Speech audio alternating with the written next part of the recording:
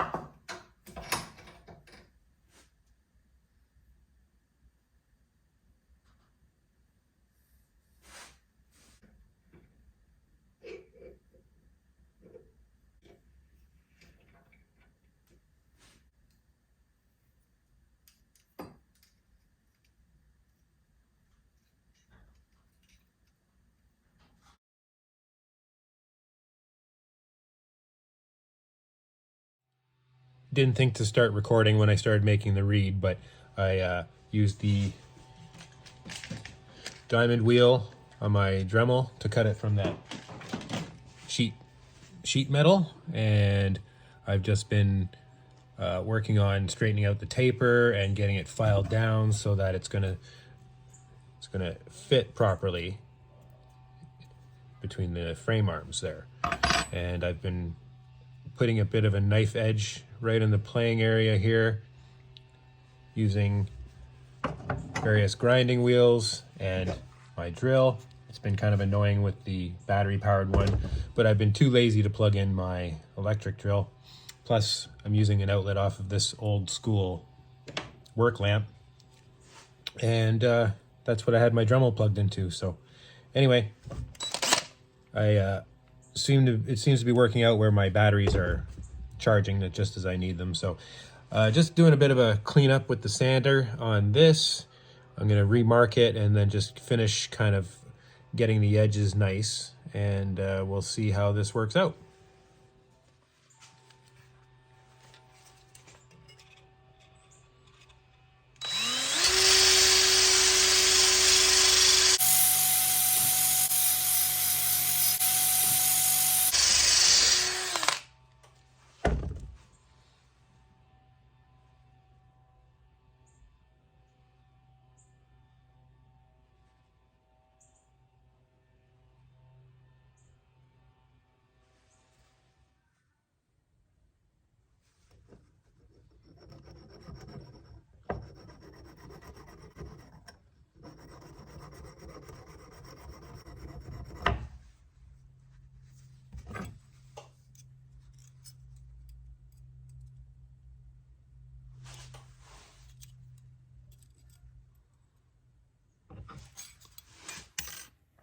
Okay, so I think I'm done with the reed.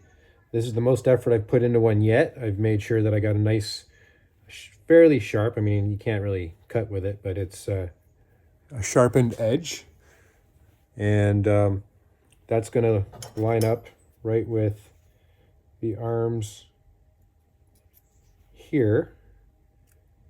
So it'll be a nice sharpened edge on the reed right where the edge, or I think that's what they call the deck, where the two arms, the edges line up, make a plane so that this vibrates in between there.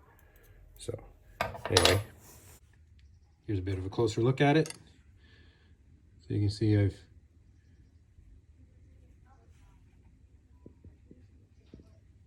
sharpened the edge of it.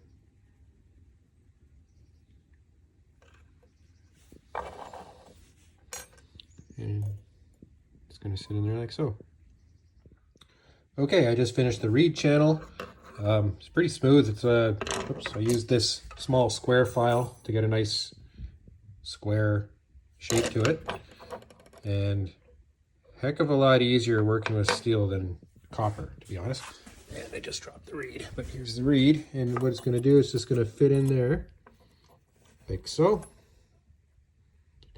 And I'm going to use my Dremel here. I'm going to cut a couple of relief just right in, whoops, right in here. A little relief cut on either side, which will allow me to the metal to bend over easier when I go to crimp it. So there we go.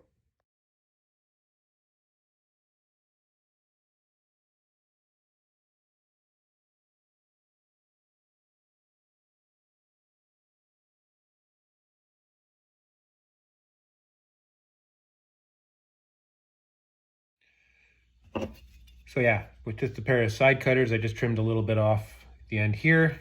It reduces the length that I can make my loop, but it also reduces the weight, so it increases, or it raises the tone of it. So here we go. I've found a comfortable one.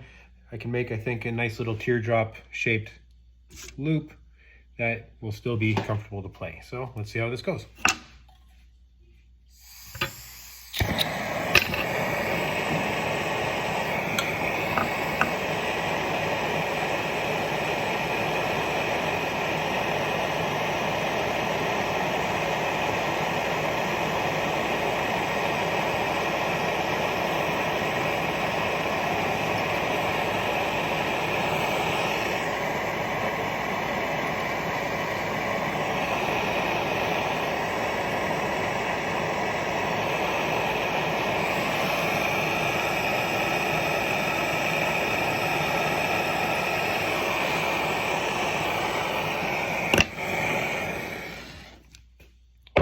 I think I'm pretty happy with that.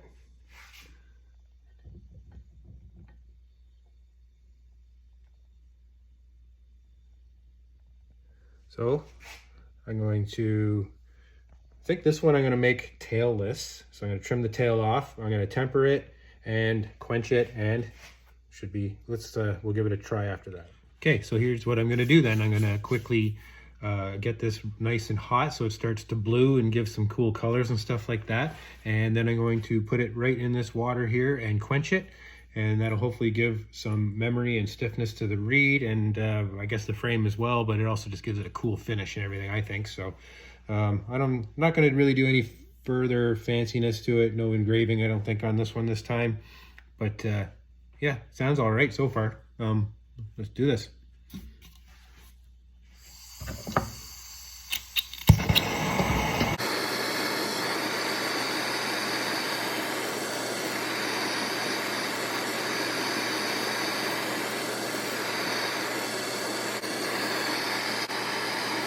I'm not quite getting the coloring that I want, but definitely the reed has been reddened, and I think it's pretty hot. I think I'm going to quench this and call it, and we'll see what happens.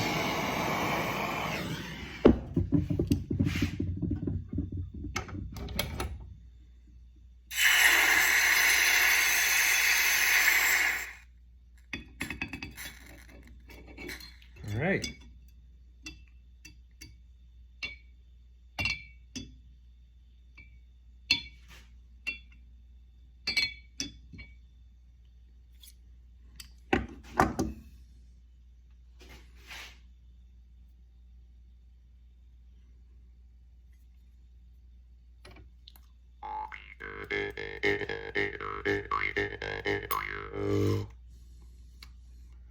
I think I'm going to trim the tail off this one, and we'll get her cleaned up and oiled and maybe call it.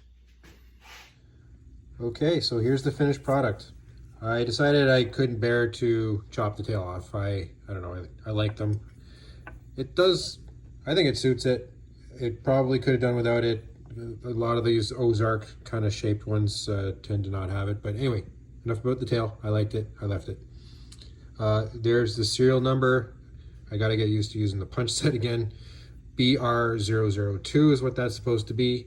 This is the second of the bent rail series, which is essentially just coming from a cheap piece of square stock. This is a bigger size that I'm going to try another one on. And I used the reed material, just some scrap stainless sheet steel that I have. It's kind of springy, it's very soft, but it seems to be working. So yeah, I didn't know what you can see the reed kind of got some cool coloring from it, but the rest of it just kind of blackened from carbon. So I tried to sand it and just ended up making it look kind of old and whatever, but I don't care. I'm learning a bit more and more about the design of these things and how to build them. I've already made a couple of changes. As you can see, this was the real basic one that I was just trying out the tube bender with, and I just kind of kept the bends simple. It was a lot bigger and longer than what I wanted. I did a really good job on that. I'm happy with that. It sounds cool, but it's not what I was looking for. I kind of like the shape of it, but I wanted to make it smaller. Well, the tube bender was not the right thing to use. This one was going to also be super bassy, which is not what I wanted. While I was trying to tighten up the bends, I ended up giving it more of the round shape, so I went with it. But the arms are shorter than what I was hoping for, and the reason for that was because I didn't want it to be quite as bassy as this one.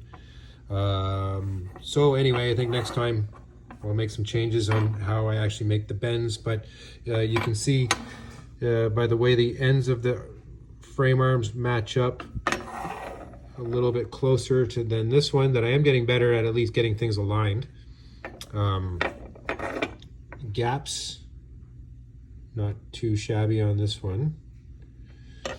I tried to tighten them up a little bit more on this one just because the length of the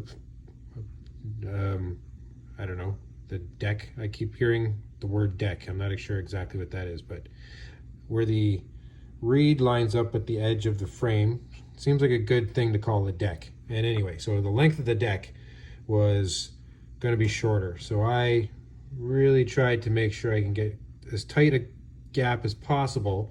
And then here's a trick that I learned from Jamie Bebb at the Harpery. I've seen some of his harp making videos, and so I just nicked the corners off on the inside there, and that's already helped with the misstrikes that kind of clang and clink on the frame. The rest of it was just for looks. Again, loop trigger, I changed the shape of it just a little bit afterwards, after it cooled down. Pretty happy with it.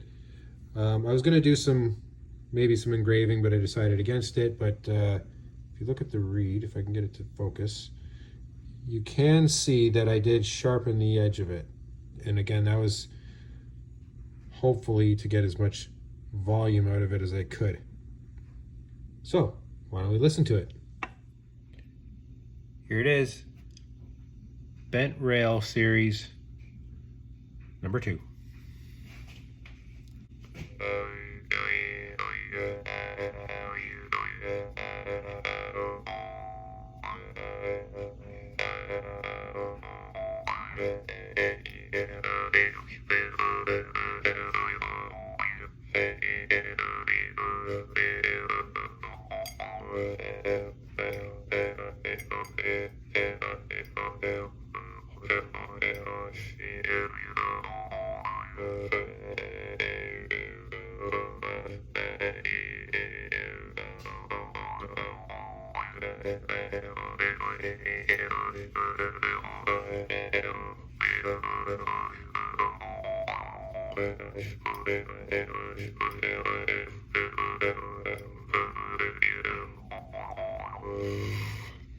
This one might be a little bit too soft still to try to get the double strike play going.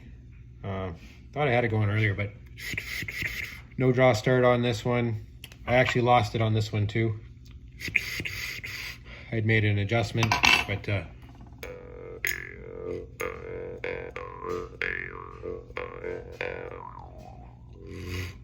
that is serial number 1, bent rail series. Much bassier. This one's a little higher, a little more playable, I think.